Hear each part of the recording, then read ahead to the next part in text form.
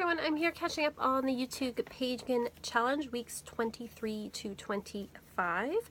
So week 23 was kind of a big question. It was asking about destiny and how we felt about destiny, fate, and luck, and free will, and how we think that all interplays with it. And I think it's like a pretty complex question. I don't believe that everything is fated. I think that the way that I kind of see it is like, I love the analogy of the Greek, the three sisters of fate, or the Moirae, I think they're called, where one of them sort of measures out the length of your life. One adds good and bad into it, and the one cuts it.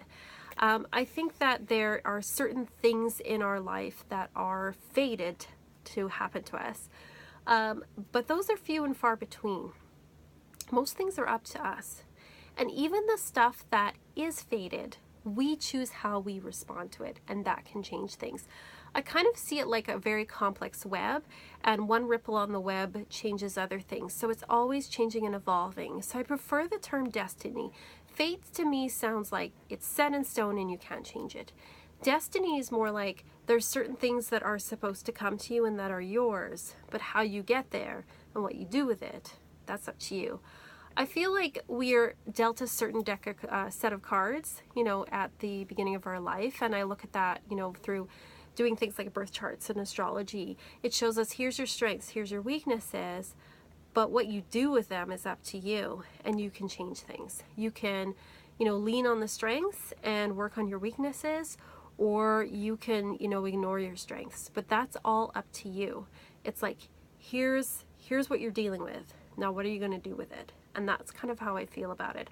I think that we always have free will. And like I said, the few things, even the few things that are kind of fated to happen to us, what we do with them, that's up to us. And we don't know what those things are.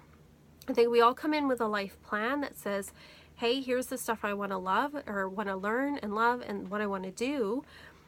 But we have to, you know, it doesn't just come to us. We have to go out there and do it. And we have to go out there and deal with things and change things and do things ourselves. So I think free will is a big, huge part of it. But I do think that, you know, there are a few things that, you know, maybe are fated for us. And there are certain things that we kind of planned before we were born. Things that we wanted to learn through events or people that we come across that maybe we're fated to meet. So I think it's kind of a bit of both, really. The next question was about how do you know what god or goddess you're supposed to worship or work with? I think that answer is going to be different for everyone. I think there are some people who are perfectly happy never working with a particular deity, and there's other people who will work with one or two their whole life, and that's completely up to them. I think how you know, well, I think, again, that's just going to be different for everyone.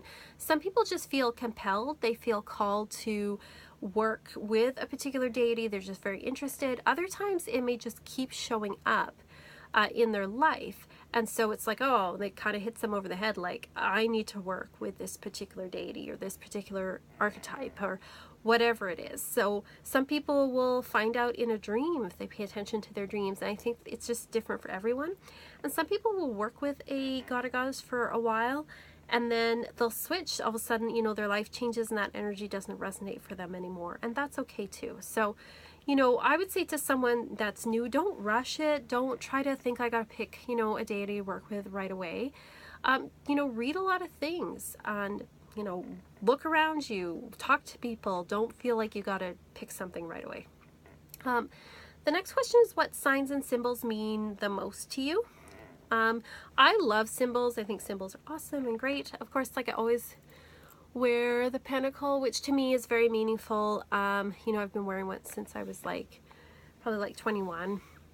And it has a lot of meaning for me. It's to me, very protective. Also, the key is very important to me as well.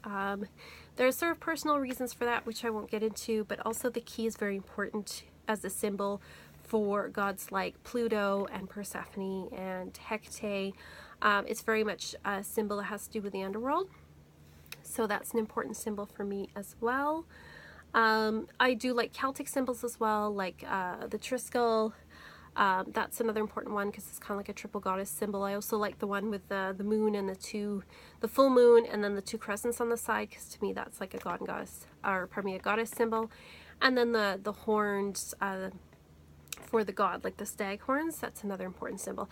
There's probably tons, but just off the top of my head, those are ones that I think of. I love symbols too because I work with like tarot and runes, and there's certain runes that I really love, certain ogams I really love. So symbols, I feel like my life is inundated with symbols. I'm a Leo, so the symbol for Leo means a lot to me. So all the, you know, like I work with astrological symbols. There's just like symbols everywhere in my life. So yeah.